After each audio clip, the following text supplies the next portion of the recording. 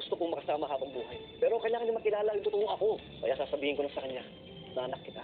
Ikinagulat nga ni Lynette ang pagpunta ni RJ doon sa exhibit ni Harry.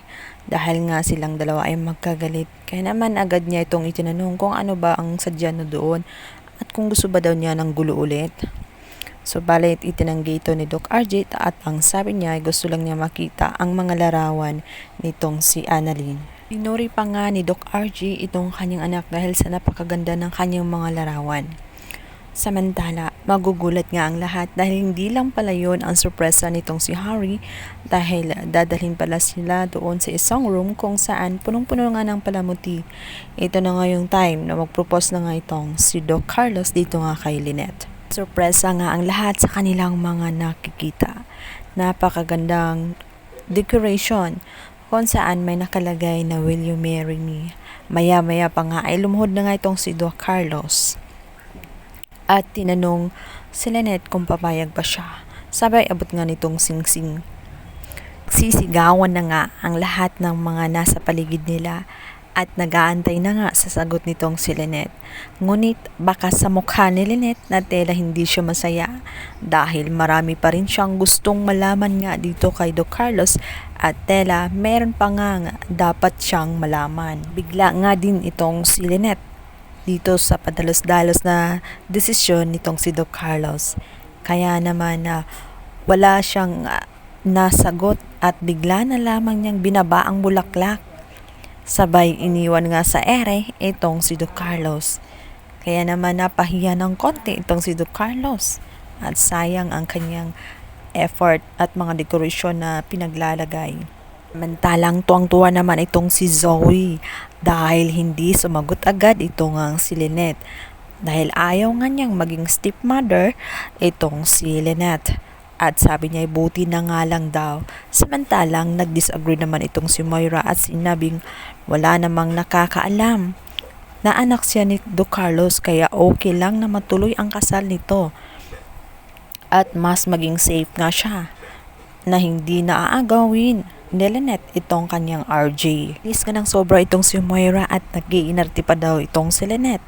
Akala naman daw niya ay ang lahat ng tao ay may gusto sa kanya. Dali-dali na nga nilang sinugod itong si Lynette upang hanapin nga itong si Doc RJ dahil kung ano-ano naman ang kanyang naiisip tungkol dito. Samantala, pagdating nga ni Moira doon sa event ay nakita niya itong sina Nurse Karen at Nurse Evan. Agad niyang pinagtatanong ito at nagwawalat nagsisigaw na naman. At hinahanap nga ang kanyang asawa na tela isang tuta na nawawala. Bigla namang dumating itong si Lyndon. Ito na may sinabihan siya ni Lyndon na kung ano ang kanyang problema. At tela nag-iiskandalo na naman siya. Naligaw ba daw siya dahil hindi naman daw yun pag-aari niya. Wala daw siya sa Apex para gawin ang mga bagay-bagay na yun. Kinagulat nga ni Moira kung saan nga nanggagaling ang tapang nitong si Lyndon na sagot-sagutin siya. At sinabi niyang bakit napakayabang ni Lyndon nga. May laban ba daw siya dito? Ito nga'y sinabi ni Lyndon na si Zoe daw ang nakakaalam kung may laban nga ba siya o wala. Kaya naman natakot ng bigla itong si Zoe dahil tanging si Zoe lang ang nakakaalam na itong si Lyndon ay may alam sa kanilang sekreto at yun ang hindi alam ni Moira.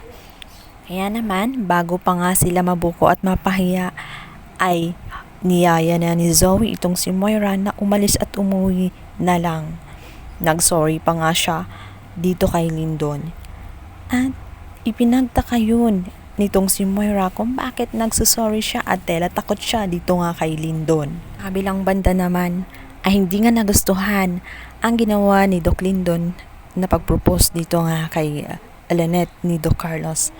Kaya naman sinabihan niya ito na sabihin niya ang sekreto na matagal niya kanyang tinatago-tago dahil sa oras daw na maging pamilya niya itong si Lynette at Annalyn ay habang buhay na niya itong lulukuhin kung ngayon pa lang ay hindi niya sasabihin.